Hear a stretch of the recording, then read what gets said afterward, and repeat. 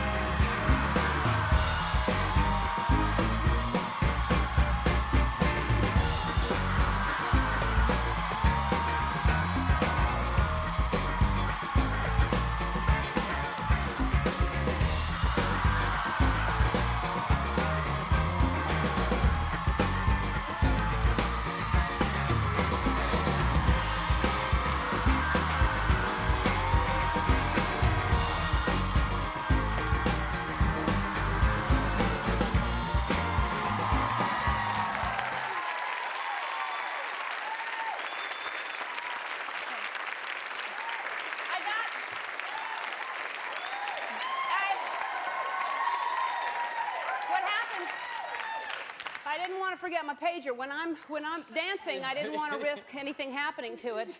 But of course, this is Ashley Carroll's pager, the woman that asked me to be her, labor coach, birth partner. She and her husband want me to be in the room when they deliver their first child. And so they gave me a beeper, so when she goes into labor, she's going to call me right away. And I don't want it sitting here. I can't hear it if I'm dancing. So thank you, Mary. So I've got it. We're waiting. We've got a calendar. We're marking down the days to when this is Ashley, and this is...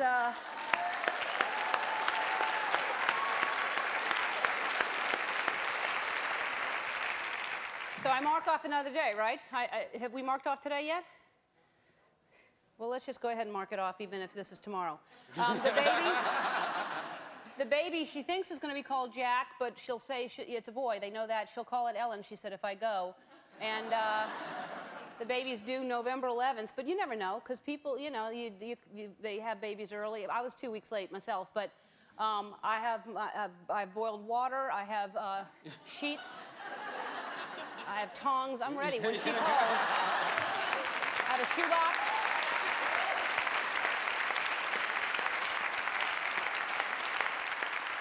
I think that's all you need is a shoebox and tongs and boiled water and sheets. Ready to go. She chose the right person. On the show today, Courtney Thorne-Smith is here from According to Jim. She's lovely. Happy to have her back. Also very funny, Jimmy Kimmel from Jimmy Kimmel Live is here. Go sit there. Right there. All right, wait till you see this now also. Just to prove I'm not making up. I talk about all the animals in my backyard. The snake was brand new. I hadn't ever seen a snake before. I assumed there'd been snakes, but I'd never seen one. But I talk about everything. The recent thing was the bobcat that I told you about that I found in my yard. Saw it drinking from the pool one time and never seen it again. So I received a letter from some neighbors who, they live on my street very close to me, and they saw the show, so she sent me pictures. They don't want, I don't know why, because I don't even know these people, but they don't want their real names to be used. They would prefer to be called Clive and Mimsy. So, Clive and Mimsy sent me this letter, and Dear Ellen, I wandered into our den one day, babbling as usual, and my boyfriend said, shh, shh. I thought he was just tired of my incessant chatter, but he was peeking through the curtains at a bobcat. I was really surprised that he was so calm in the presence of humans. Perhaps he sensed that we were no threat to him. We were peeking through the curtain only about 2 feet away from him. He seemed completely at home in our yard, rolled around in the dirt like a big kitty cat, even took a nap, a real cat nap, I guess. And my boyfriend tiptoed up the stairs with his camera and used a telephoto lens to get the close-ups. With all best wishes for your continued success, Clive and Mimsy. So, okay, wait till you see this. It may be the same bobcat, it may not, that I saw in my yard. Look, there's oh, look at that. How precious. Then there's another stretching. Look at that. And then this, of course, is when they shot it. And then,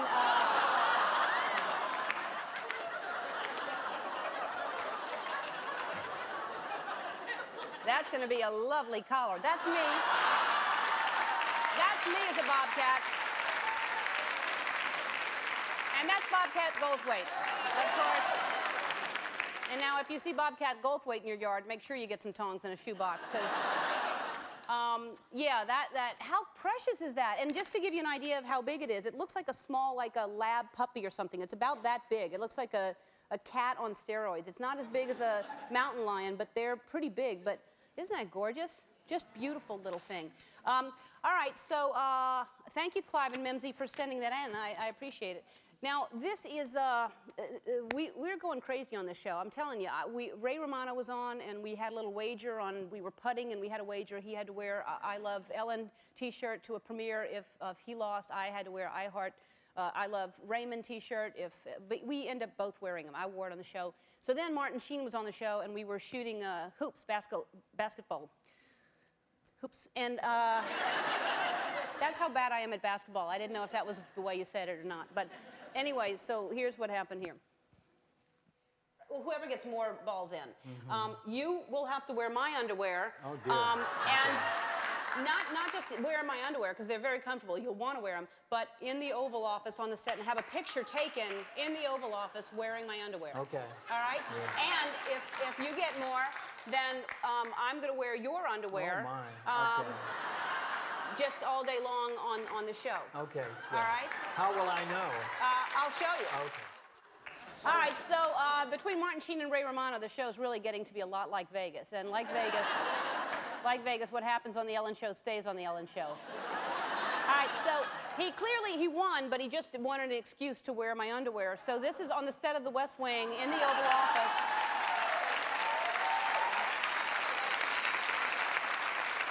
And there's Allison Janney pointing out.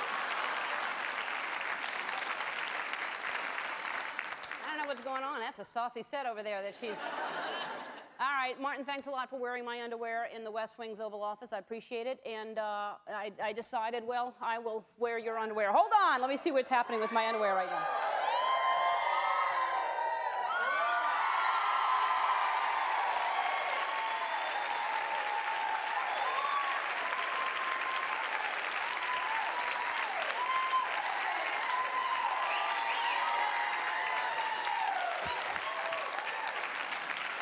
Nothing comes between me and my Martin Sheens. All right, so our lovely Houston, who we all have fallen in love with, his birthday was yesterday. What, 26, 27? 20, look, they know. 26. So I decided to get him a part in a movie for his birthday because he wants to be a stuntman. That's what he really, really wants to be, but he's a PA here on the show. So I thought, how hard can it be to get him in a movie? You know, I just got the phone book out and I called Warner Brothers, and because that's who I work for, so I thought maybe I'd have an in. And because really, if you want something, don't wait around for somebody to come to you. If you want to be an actor, you call the studios and say, I'd like to work, please. And I'm sure it's that easy. I don't know. So they must appreciate it instead of the time that they'd have to spend looking for someone. So anyway, I spoke with Michelle with Kathy Schechter's office at Warner Brothers, and she was in casting, and this is the conversation the other day. I'm trying to put Houston in a movie. He wants to be a stuntman, and he's really good. I'm not just kidding around. He's really good. This is who? It's Ellen DeGeneres. No way. Oh, it is. Oh, my God. I so love you. Yeah, oh, thank you so much. Well, then maybe you can help me out. Okay. Because we're all at Warner Brothers, so I thought I'm starting with Warner Brothers. I'll go to other studios if I have to, but... Oh, no.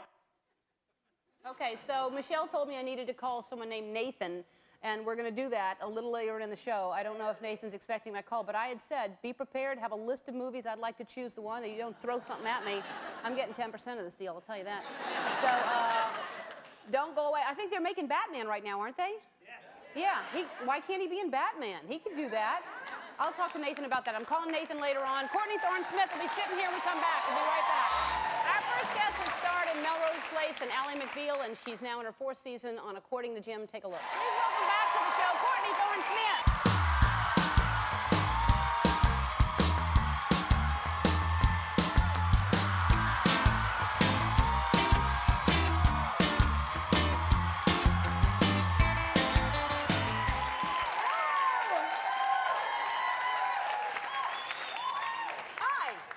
Welcome back. Thank you so much. It's good to see you. Thank you. Isn't that a funny idea for the show that the little boy wants to be Cinderella? Yes, I like it. Mm-hmm. Happened to one of our writers. It's a true really? story. And what, did they make a big deal out of it? The bigger deal you make out of it, then it's gonna... I don't think they handled it well. No? No. Oh. No. If the boy wants to be Cinderella, let him be Cinderella. It's very modern of Holding you. a sword or something. Give him a gun. He could be a macho Cinderella. That is such a good Cinderella with a gun. That's better. What's wrong with That that? is such a good point. Yeah. Such a good point. Go around killing people as Cinderella or something like that. Balance it out a little bit. Now, are you going to dress up or no? No. You don't care? No, I was a mime for like 17 years for Halloween. Because then you just wear the black pants and the black shirt, and then you get the makeup, and you don't have to start till 4:30 in the afternoon, and you're set. And so for trick or treat, you would just stick the bag out because you couldn't talk if you're a mime. Well, it's You know, true. I was listening to the radio the other day, and they were saying that the Marcel Marceau died, so they're afraid the mime school might close down.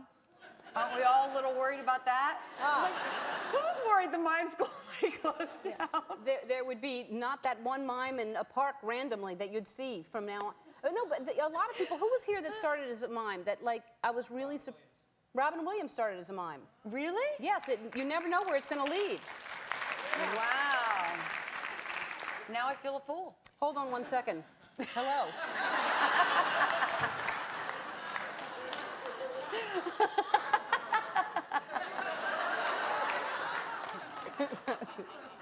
So, you know, it's not that I don't know if we talked about this last time. This is actually not that cold, but I understand you... This is not cold? No, this is not cold. How cold are you guys? No, it's not today. It's usually much colder, but... Are you kidding me? And it's cold on your set. It is or it's somehow not? explain this to me. Okay. Jim and Larry are in charge of the temperature on the stage. Now, Kim and I together are half their size. Mm-hmm. And somehow they're in charge. I mean, literally, if it gets above like 62, Jim's like, who has the heat on? Who has the heat on? So Kim and I walk around in turtlenecks and jackets freezing to death. Well, but I like that, though. Do you? Why? I like it. I'm always hot. Well, you have 7 layers on. Well, that's me. I sleep in a vest as well. I actually... Yes, it's odd. No, I'm no matter what. I mean, no matter what I'd have on, I'm always hot. So you're a cold-blooded person naturally? You know what has been my saving grace? Have you guys discovered thermocares? Have you discovered, well, those of you who haven't, the most amazing invention in the world. It's great. They come in a little red box. Do you know these things? Yeah, on the set of the movie, on movies, you hold them in your hands, right? Yes, you pop... but thermocares are even, there's one that's like this big, and you can literally, it has Velcro, and you put it around your waist, take it out of the package, and it stays hot for 8 hours. Oh, that's great. Isn't that amazing? I wear them all the time. The only problem is, if you wear them and your shirt rides up, it looks like you're wearing a diaper. So that's a little bit of a problem. That's the only problem, though? That's my only problem with it. Are there ones I'm missing? No, I don't know. But I would say that if you start incorporating dance on your show, then you'd warm up right away. That's why I'm always hot, because I'm dancing all the time. They've asked me not to dance. Yeah. They've asked you not to dance. That's a problem. There have been requests for me not to dance. Oh, really? So that's not going to work. Do you like to for us. dance? You don't like to dance? You have that glint in your eye that looks like you're going to ask me to dance? No, I'm not going to ask you. I would never put you on the spot like that. Hit it, Tony!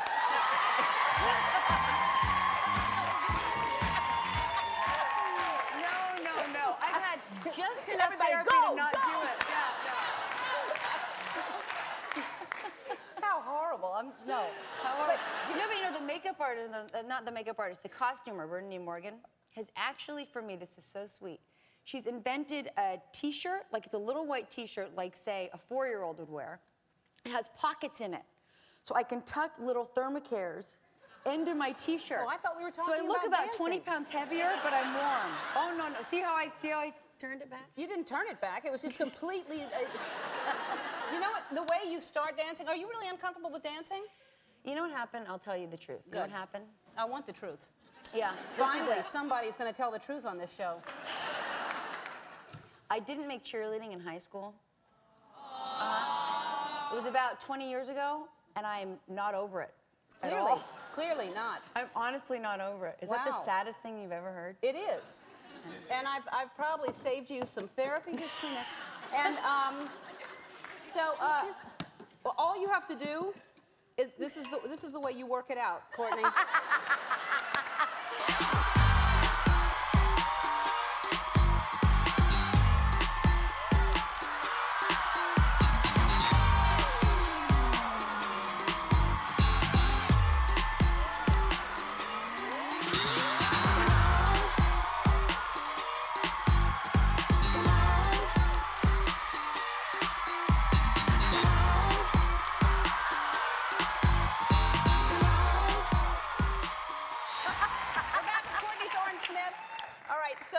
What kind of school did you go to? Because I heard about this, and it sounds like a really cool, like, hippie school thing.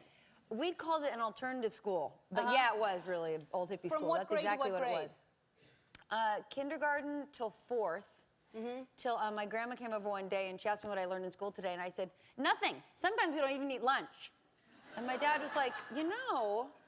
What do you mean you don't eat lunch? Well, that's not right. Well, it was sort of, you know, I actually did learn a lot. I mean, and what I learned to love reading because it wasn't forced, but if you didn't like something, you didn't really have to learn it. Like math. You didn't have to learn math? No. If you showed an interest, you got to learn math. But no, we learned jewelry making. And I was thinking about this the other day because I was in first grade, which makes you what, Wait, like back 6 or 7? You learned jewelry making? Jewelry making. We had soldering irons. Okay. We were like 7. You and weren't then in the school. teacher would say, You weren't in school, honey. You were in a sweatshop.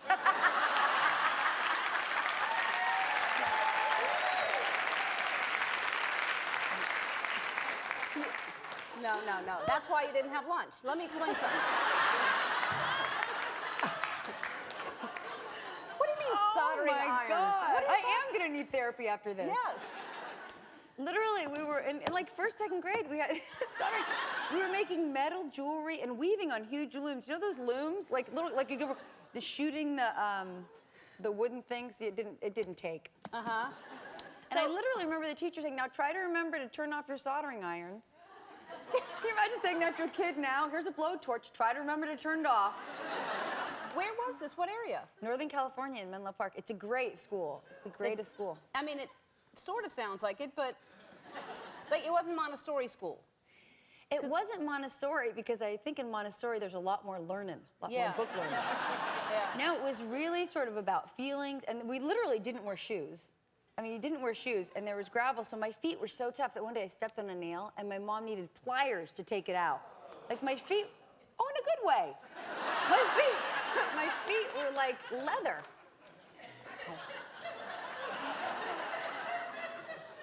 But then you had to transfer to a normal school after that? How did you? Yeah, that was not good. No, if you didn't have math skills, you went into a normal school? No, I'd sit down there like, long division. I was like, oh, no. I have no interest in that. I could weave a rug for you. Yeah. Or throw you a pot. I can't add. No. I had no idea. Oh, that's horrible. No, what? Yeah, a lot of catching up to do. All right, well, it sounds like we've uncovered a lot of deep, dark sadness in your childhood, and to make up for it, I had heard about the cheerleading thing, and so we gave you. No. You now have your own initials, and this will be nice on the set. Oh, my word. And you have these. Well, I have these anyway. These I have anyway. All right, let me take this back. No. All right, according to Jim Ayers tonight at 9 o'clock on ABC, I'm going to make a phone call to put Houston in a movie right after this. Yesterday, I called Warner Brothers, and let's call Nathan over at Warner Brothers. I told him to expect me, so hopefully they're ready with some movies. Batman, that would be a good movie to be in. Perhaps you could be Robin. Anything would be great. Have they cast Robin already?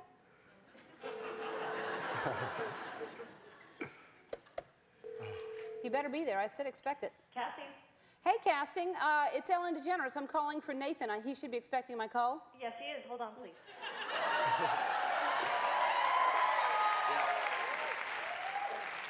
This is Nathan Johnson. Hi, Nathan. How you doing? Hi, I'm good. Fantastic. How are you? All right, Nathan. Here's Yes. the deal. Tell me the deal. Houston, of course. You know Houston on the show. That old handsome man you got down there?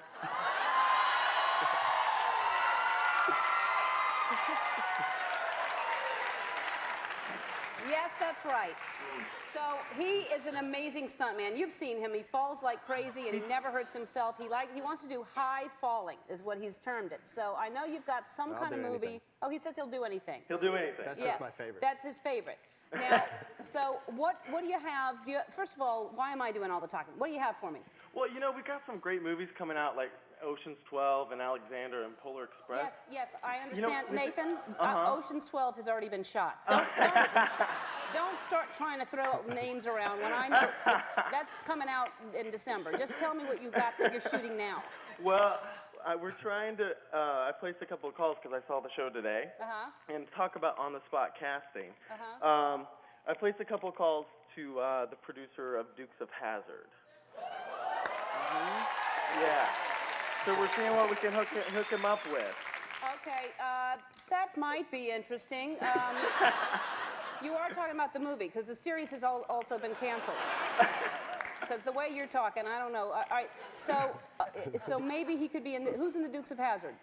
Who's in the Dukes of Hazzard? Well, Sean William Scott, Johnny Knoxville, and that pretty old thing, Jessica Simpson. Fantastic. And they're shooting that now? Yeah, they're starting to shoot that now in Baton Rouge, Louisiana. Oh, Baton Rouge. Because he needs to be close to me because he's got to pick up my dry cleaning in the afternoons. Well, if we need something close, maybe we've got a TV show that he could be on. No, we want a movie. You want a so movie. That's in Baton Rouge, which is my, Louisiana. I'm from New Orleans, so that might be interesting. We'll consider that. Okay. What would you tell me what he would be doing? He would probably be getting his beat up by Daisy Duke. Beat up by Daisy In a bar Duke. scene. Take it. He'll take it. What kind of salary are we talking about, Nathan? $2. $2 make you holla. Absolutely not. No? No, well, this is the first place we've called. We've still got many other studios. I can call a lot of other places. You'd be a great agent. Yeah, yes. We're For the talking. money. Yeah. All right. You guys have so much fun down there. Listen, how do we follow up on this? Are you serious? Because I'm serious. Okay, yeah. we're serious too. So how do we follow up on this? I need a way to get in touch with Houston, Okay. and then you- I'll have an answer for him. Okay. I'll figure that out. And you're shooting it right now, you said? Yeah, they're starting right now. Okay, so we could send him, like, say, next week or something. Well, we'll have to find out when the bar scene is. Yes, for sure. For sure. Find out when the bar scene is.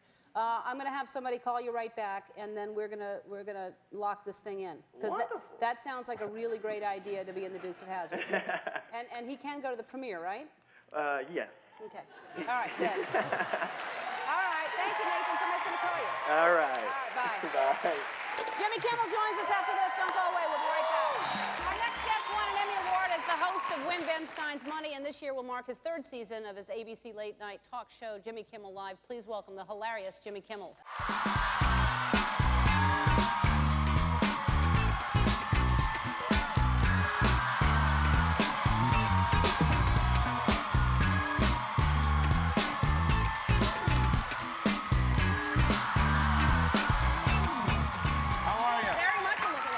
Thank you. Yes. I told them not to get someone more handsome than me, but they don't listen. That's very considerate of you. Well, you know what? I'm uncomfortable dancing. I didn't make the cheerleading team in high school. Oh. And sorry to you know, hear that. I watch the program in my dressing room each day, and I see people dancing. I thought I'd like to go on the show, but I am terrified that I might have to dance on the show. So I decided to hire a stunt double, and I would have got Houston if I'd known. But that's fantastic. Well, Yeah. next time. by the way, if you want to be a stunt double, you go with Houston, not Houston. Houston is the name of a maitre d' or a butler or something. Houston is a stunt double. No, So I'm you sure never it'll be fine. dance? I never. Well, I do when I get if I have at least 12 beers, I'll start dancing. It doesn't matter. I could be alone in the shower, whatever. I start dancing, but no, only when I'm drunk. That's how most people are, and that's what's weird about here is that none of these people, from what I know of, have been drinking, and everybody just dances. It's like, it's just no, but Pressure to dance. it's not pressure, and you shouldn't feel that way. You don't Thank have to you. do anything you don't want to on the show. I appreciate that. How are you feeling? Because what's going on? I'm feeling better. I had an ear infection actually, which it's trouble when. Well, luckily I don't listen to the guests anyway when I do the show, so it wasn't really a problem. But I just go off the cards and I say whatever is written down. But I had an ear infection because I'm obsessive about flossing and clipping my nails and cleaning my ears. And you know they tell you not to put the Q-tip in the inner ear. Mine is poking all the way through the other side. If they would sell no Q-tips if you didn't stick them in the inner ear. You go for the whole ear, right? I mean that's the way you use them. You don't? No. No wonder I poked my ear. You No. don't really? Well, you don't do it that far in. I mean, I don't know what you're talking about exactly, but You go until you can feel your brain, right? Is that what they say? No? But I I think I perforated my eardrum or something, and then my girlfriend shot this like a water pick into my ear to try to help me, and I got an infection, and I was nearly killed. Right, and that's, I don't know if y'all heard about this. So then you took, how many Advil did you take? Well, the Advil was an earlier incident. I am on like 35 different medications right now as we speak. Advil I took for a chronic back problem, and I took like 8 of them in, I don't know, about an hour and a half, which you're not supposed to do either. Actually, I put one in my ear, which was wrong also. So you're like under the impression if something's good for you a little bit, then you just do a whole lot more of it. Yeah, absolutely, Okay. All right, sure. so this is what happened, and this happened on the show while you were speaking. Your face started reacting to the Advil. That's me. Yeah, that's not a handsome fella, and I don't look that good to start with, but my head, that's from the hospital emergency room. The nurse was not happy that I was snapping pictures of myself either, but I knew it would come in handy here. Exactly. Don't you look for stories now that you're on TV every day? You know what? You're absolutely right. You it's have true. to find, like, this will be great.